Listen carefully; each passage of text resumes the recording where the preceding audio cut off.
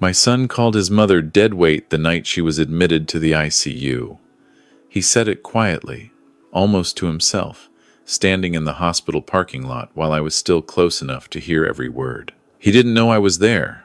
Or maybe he did and just didn't care anymore. I've spent 4 months trying to decide which one is worse. The leather chair by the front window had been mine for 30 years. Every Sunday morning, coffee, newspaper, that same chair. The night I'm talking about, I sat in it for 2 hours without turning on a single light. Outside, November rain came down in sheets against the glass. The grandfather clock in the hallway kept marking time the way it always does, indifferent to everything. I had my phone in my hand, my son's name on the screen. I'd been staring at it since I got home from the hospital. His name is Marcus. I pressed dial. 4 rings, then his voicemail. "Hey, it's Marcus. Leave one." I hung up, called again. This time he picked up on the 3rd ring. Dad, not hello, not how is she.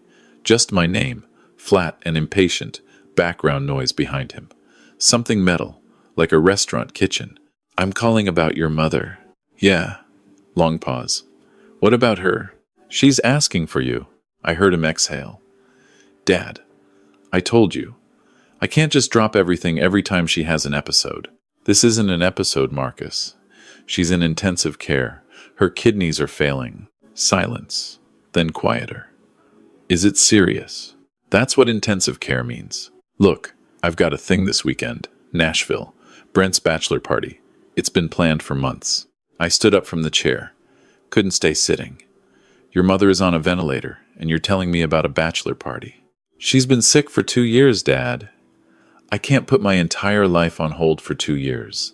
Nobody asked you to put your entire life on hold." I kept my voice level by sheer force.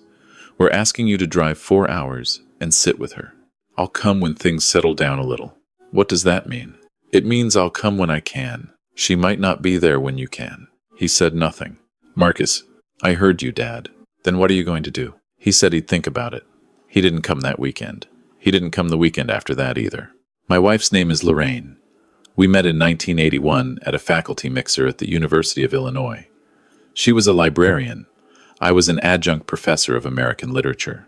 She wore a green dress and argued with a department chair about Steinbeck for 20 minutes. I knew by the end of that conversation.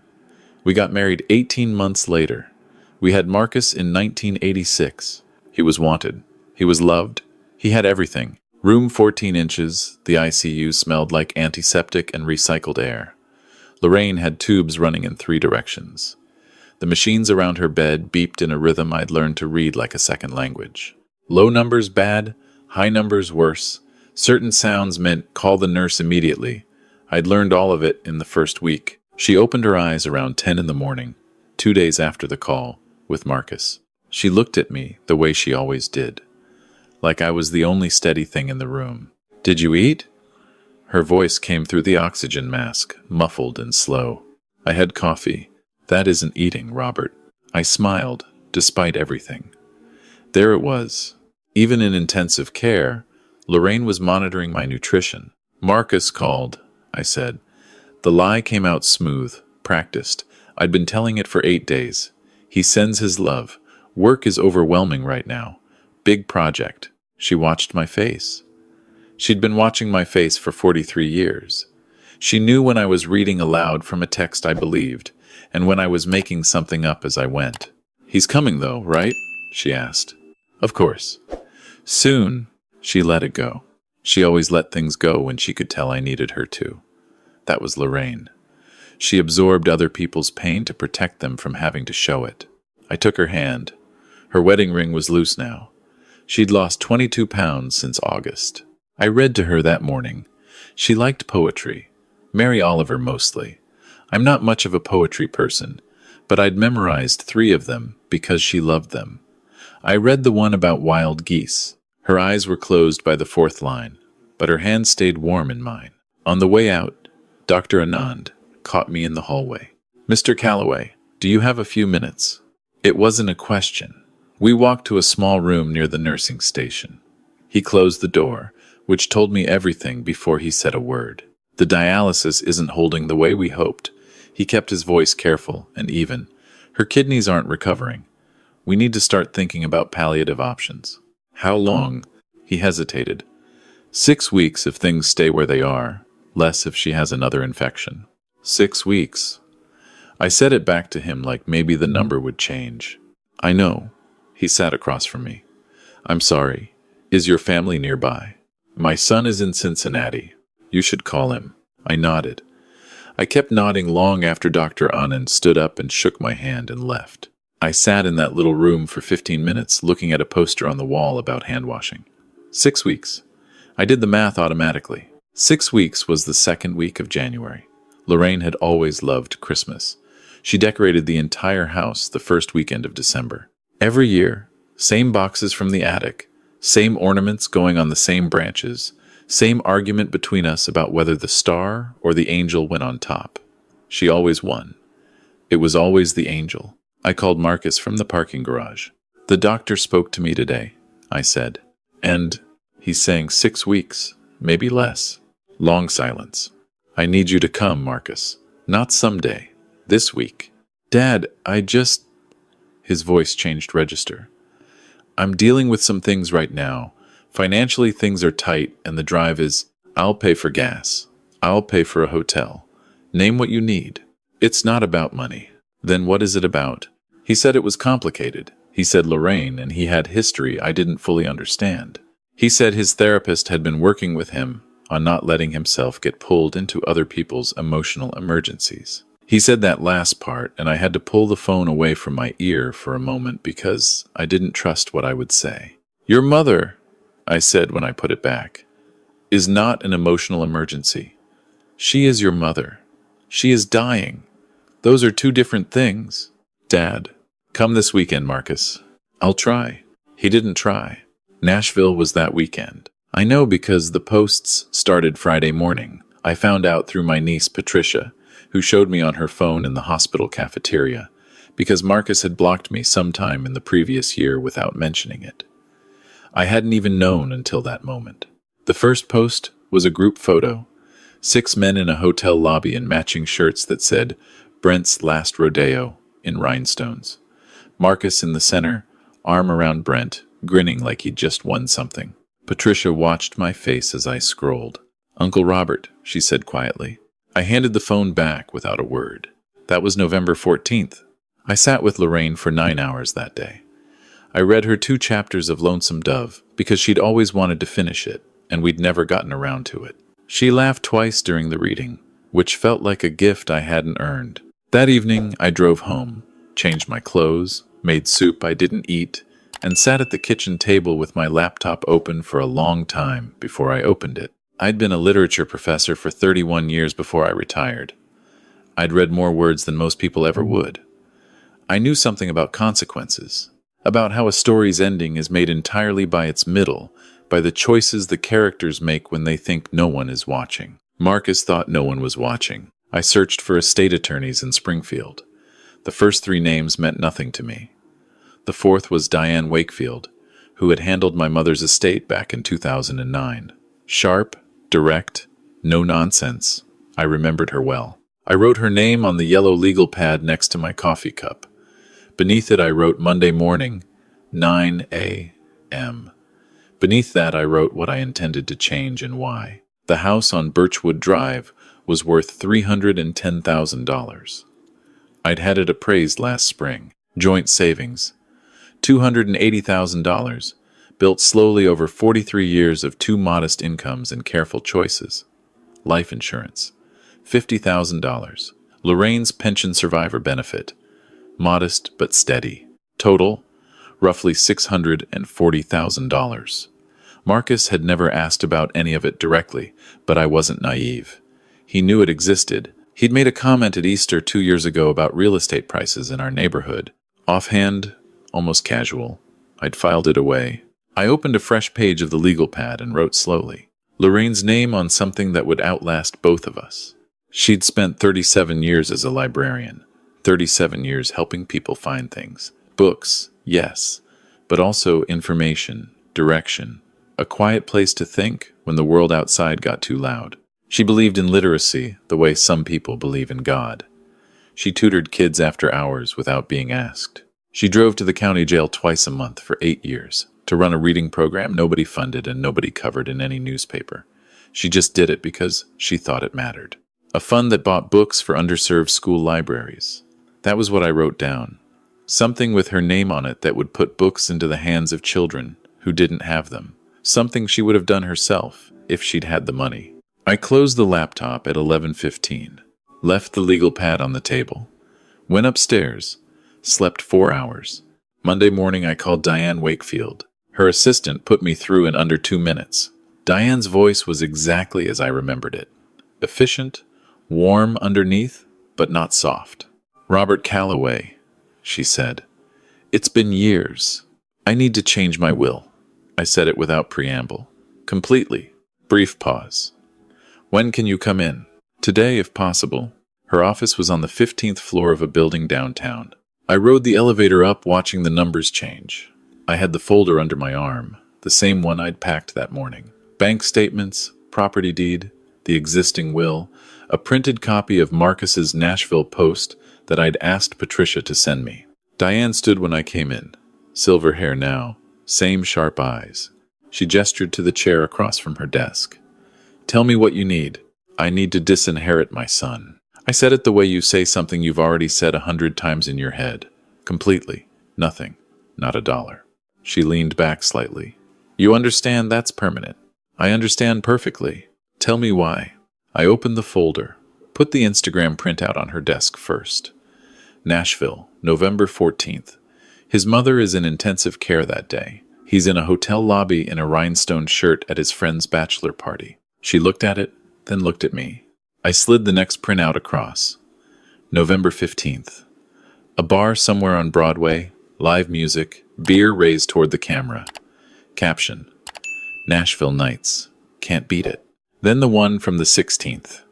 Brunch at some rooftop place, mimosas, eggs, Benedict, sunglasses, Sunday morning ease. And the texts. I showed her those too. November 9th.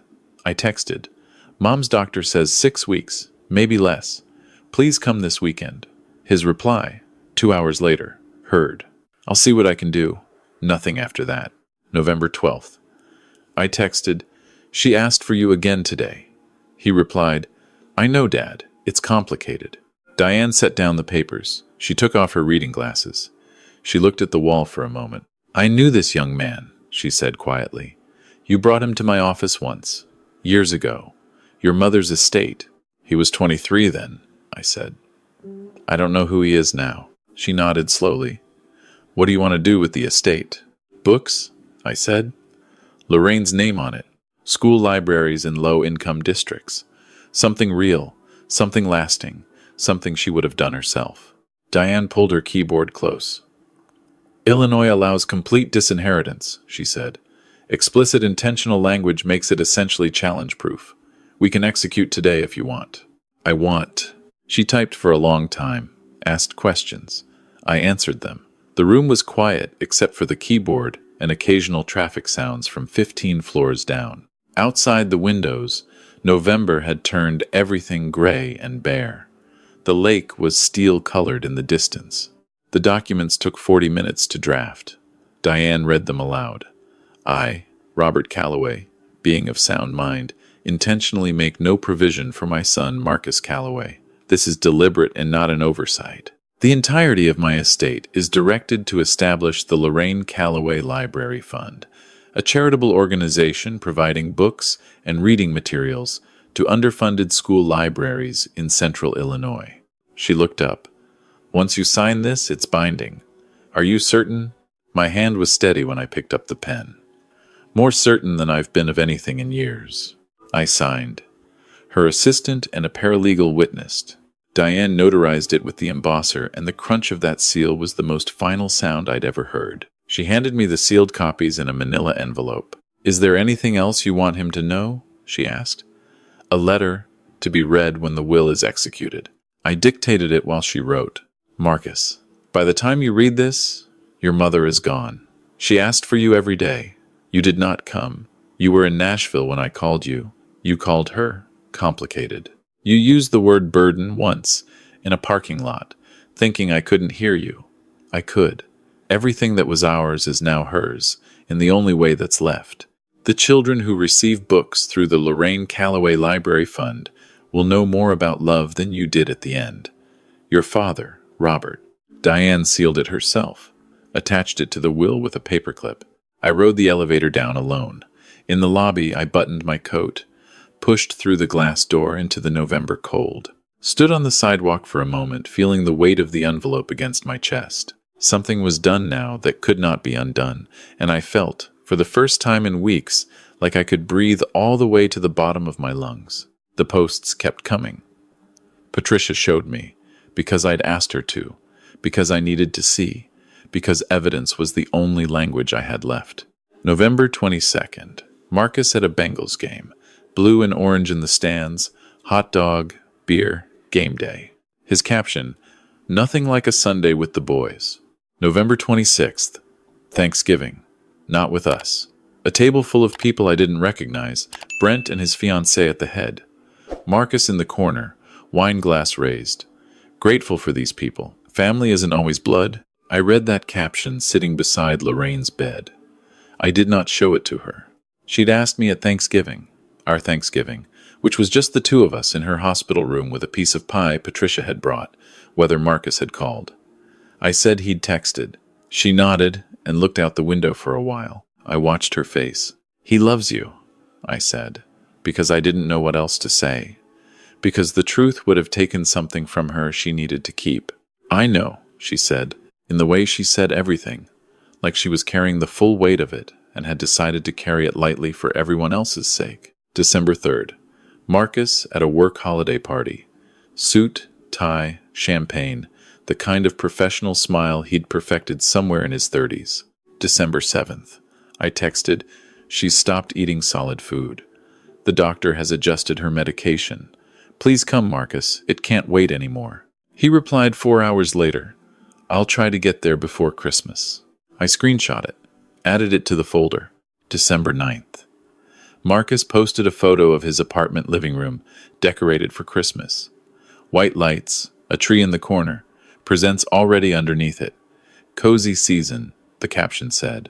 That same day, Lorraine couldn't hold a conversation for more than 10 minutes before the exhaustion took her under. I kept reading to her. We finished Lonesome Dove. She smiled when I closed it. We started on Marilyn Robinson because she'd always said she would get to Gilead eventually. I read her the opening pages, and she reached for my hand without opening her eyes. Her sister Connie drove up from Memphis on December 11th. She sat with Lorraine for 2 hours and came out into the hallway with red eyes and gripped my arm without speaking. Then she said, "Where is Marcus?" And I didn't answer. And she understood. Mrs. Heller from next door brought food to the house twice a week. Soups, casseroles, bread she baked herself. She never asked about Marcus directly, but the second time she came, she said, "I saw your boy hasn't been by," real quiet. Like she was hoping she was wrong. I told her he was very busy. She looked at me for a long moment, with the eyes of a woman who had buried a husband and raised 4 children and knew exactly what very busy meant. "I'm sorry, Dewey," she said, and then corrected herself, embarrassed. "I'm sorry, Robert. I always mix up names." "It's fine," I told her. December 14th. Marcus posted a photo at a weekend ski trip. Vermont, snow-covered mountain in the background, poles raised, goggles up, grinning. He looked exactly like himself at 22. He looked healthy and happy and 1,000 miles from anything that cost him anything. I printed it, added it to the folder. December 18th. Lorraine could no longer stay conscious for more than 2 or 3 hours at a stretch. Dr. Anand called it a transition. I called it a countdown. I texted Marcus. "The doctor says days now, not weeks, days. Please, if you are going to come, come now." He read it. The little checkmark showed he'd read it. He did not reply for 6 hours. Then, "I'm trying to work something out. I'll let you know." I sat in Lorraine's room and held her hand and read her Oliver again, the one about the summer day, about paying attention, about being astonished and telling about it. She didn't wake, but her fingers tightened slightly around mine, and I chose to believe she heard. December 21st. The winter solstice. The longest night. I drove home at 10, made coffee, sat at the kitchen table. The Christmas boxes were still in the attic. I hadn't brought them down. Couldn't. Not without her. The folder sat on the table. 31 printouts. 0 calls to the hospital. 3 text exchanges. All of them versions of the same brush-off wrapped in different language. I opened the folder and read through it once, the way you read through a case you're about to present. Methodical, clinical. Each post, each date, each caption. The rhinestone shirt, the rooftop brunch, the ski slopes of Vermont, the Christmas tree surrounded by wrapped presents for people who were not his dying mother. I closed the folder. He would be home for the holidays. He'd mentioned it back in October, before everything got where it was.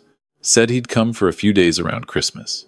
He still might, but whatever he found when he walked through that door would not be what he expected. I went upstairs and unlocked the study. Desk, bookshelves, the old leather chair by the window that had been my reading chair for 20 years. I opened the desk drawer and took out the envelope Diane had given me, held it for a moment. Then I went down the hall to Marcus's old room. He stayed here when he visited, which had not been since the previous Easter. The room still had traces of his growing up everywhere. Track ribbons from high school on the corkboard. A shelf of paperbacks he'd read at 15, 16. A photo of the 3 of us at the Grand Canyon from 1998 when he was 12. Squinting into the light, Lorraine's arm around him, mine around her. I placed the envelope in the center of the bed, white against the blue quilt, impossible to miss. I left the door halfway open so the hallway light spilled in. Went downstairs, made coffee. Saturday. I was still there 3 days later when the hospital called. December 24th. Lorraine's condition changed rapidly that afternoon. I was already on my way when my phone rang. I drove the 35 minutes knowing the way you know things before the words arrive. Parked badly. Walked fast. Pressed the elevator button 4 times. Room 14. Connie was already there. She'd come back down from Memphis 2 days earlier and been staying at our house. She was standing at the window when I came in, hand over her mouth. Lorraine was still. The machines had changed their tone. The nurses moved with a different quality of purpose. I took her hand. Still warm, Connie stepped back to give me space. I talked to her. I told her about the morning, the drive over, the way the light looked through the windshield, pale winter light like a watercolor. I told her I'd been reading ahead in Gilead without her, just a few pages, because I couldn't help it. I told her the ornament boxes were in the attic where she left them, and I would bring them down in the spring and go through them, every single one, and I would know which shelf she got each of them on. I told her that what we built together was real and I was not going to forget a single square foot of it. She passed at 6, 47 inches the evening. Connie cried openly. I sat quiet for a long time holding Lorraine's hand after it went still. The machines had been silenced. The room was very quiet. Outside the window, the parking lot lights were coming on one by one in the December dark. I called Marcus at 7:15. Your mother is gone, I said. Silence. She passed an hour ago. His voice broke, just slightly, at the edges. Dad, He didn't finish the sentence. There will be a service on the 29th. Springfield Funeral Home on Lincoln Avenue. 11 in the morning. I'll be there. His voice tight now. Dad, I'm sorry. I should have. I'll see you on the 29th, Marcus. I hung up. He pulled into the driveway on the 26th, 2 days before the service, which told me he'd come early because he wanted to talk first. He knew me well enough for that. He let himself in with his key. I was in the kitchen. He looked like he hadn't slept in 2 days. He'd aged something in the face. Or maybe I was just seeing him differently now that I knew what I knew. Dad. He stood in the doorway. I gestured to the chair across from me. Sit down. He sat. We looked at each other for a moment. I'm sorry I wasn't here, he said. I know it doesn't cover it. No, I said. It doesn't. He looked down at the table. I was going to come. Before Christmas. I kept thinking there was more time. I know what you kept thinking. He looked up. I took a breath. I want to ask you something, and I need you to answer it honestly. When you were in that parking lot at the hospital, the first night, when I was walking out after speaking with Dr. Anand, and you were on the phone, do you remember what you said? Color moved through his face. He knew exactly what I meant. I heard you, Marcus. Dead weight. That's what you said. He pressed his lips together. I was frustrated. I was tired. I didn't mean. You said it. Out loud. About your mother. He didn't answer. There's something in your room, I said. You should go read it before we talk any further. He looked at me for a moment, then pushed back from the table and went upstairs. I refilled my coffee. I didn't move. I listened to his footsteps on the stairs, 14 of them.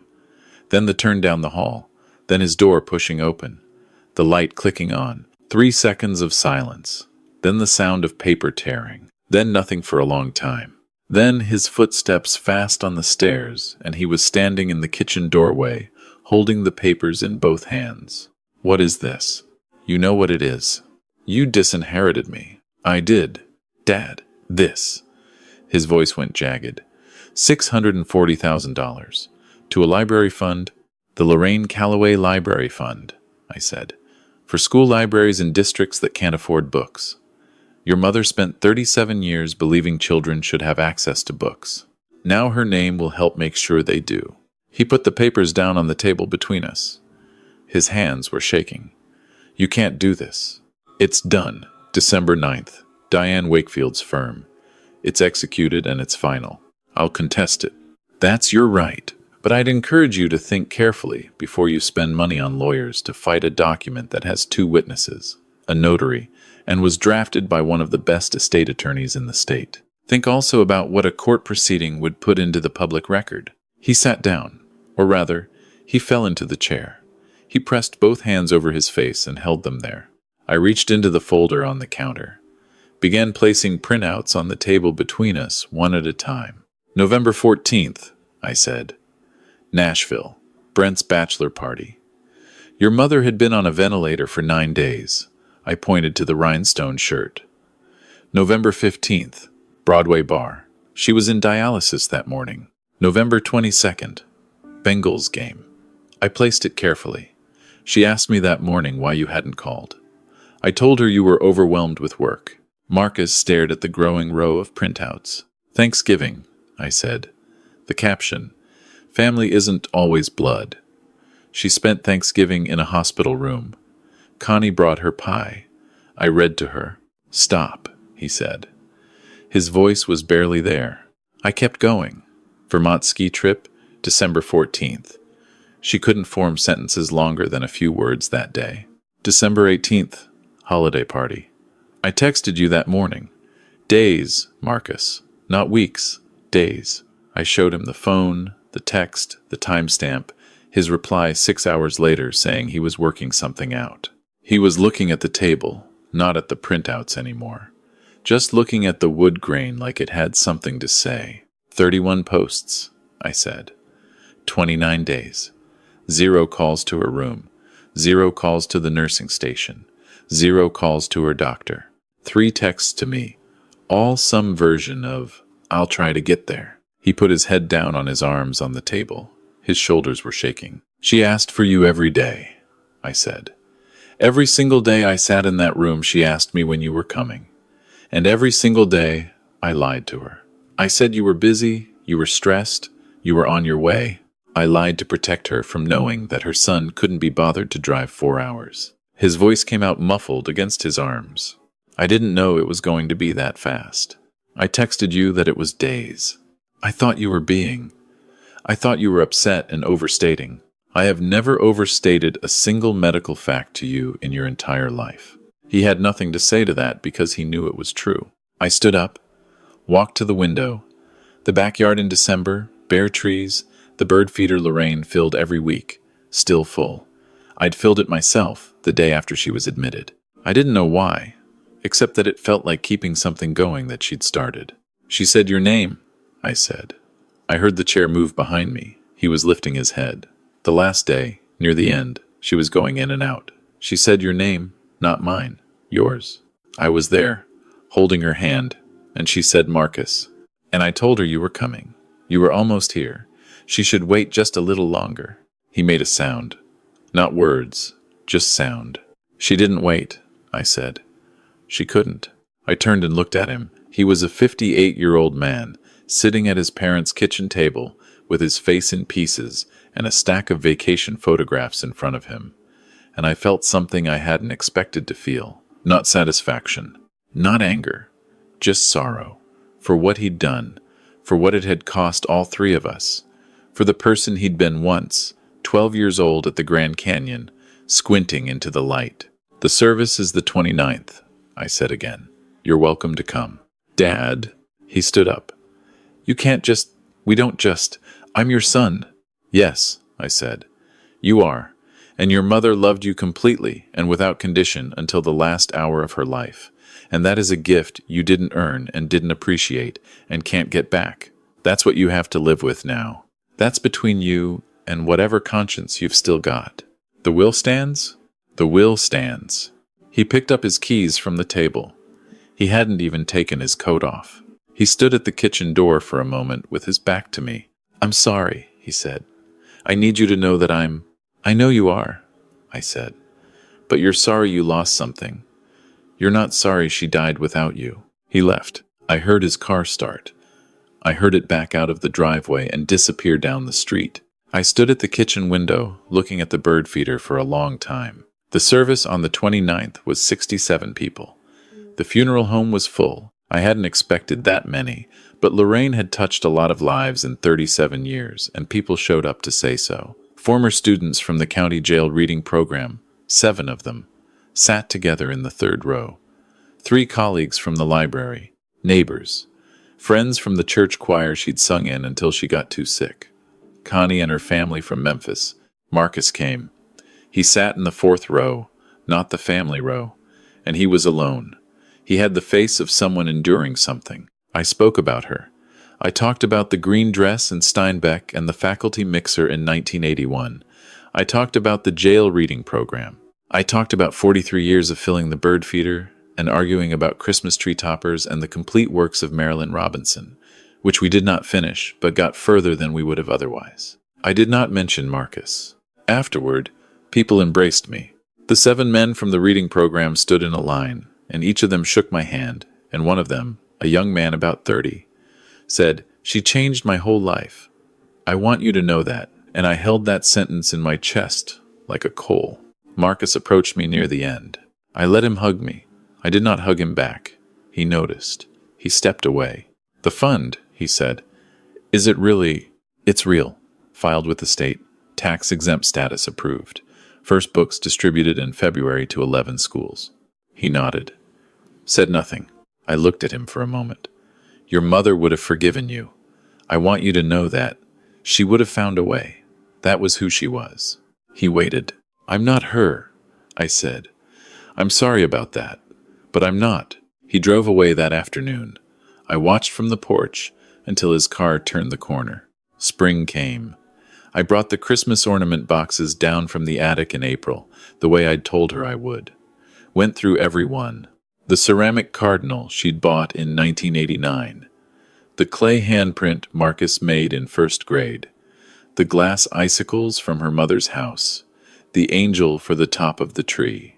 I sat on the floor of the living room for a long time with those ornaments around me. Then I packed them carefully, each one in its tissue paper, and put them back in the boxes and carried them back up to the attic. Next December, I would bring them down again. I would put the tree up. I would put the angel on top. I did not know yet if I would do it alone or if something in Marcus would have shifted by then. I received a letter in May from the first school library to receive the fund's books. Attached to it was a photograph. A girl, 10 years old, sitting cross-legged on the library floor, with a brand new copy of a book open in her lap, looking at the pages with an expression I recognized. The same expression Lorraine got when she found something worth reading. That total absorption, that forgetting of everything outside the page. The letter said the child's name was Grace. Her teacher said she'd never voluntarily picked up a book before February. I looked at that photograph for a long time. Then I put it in my wallet, next to the picture of Lorraine at 25 that I've carried for 40 years. Outside, spring was doing what spring does. Birds at the feeder, Light through the kitchen window at a different angle now. Longer days. The world rearranging itself again the way it always does, regardless of what any of us have lost. I poured a cup of coffee, sat in my chair, picked up Gilead from the side table, still bookmarked at the place we'd been when everything changed. Started reading. Her name was on the fund, on the letters going out to 11 schools, on the books arriving in the hands of children she'd never meet. That was real. That would keep being real long after I was gone, too. Justice isn't the same as healing, but it's a place to start. If this story moved you, please subscribe to Stormborn Vengeance and share it with someone who needs to hear it. There are more stories like this one. We'll see you in the next one.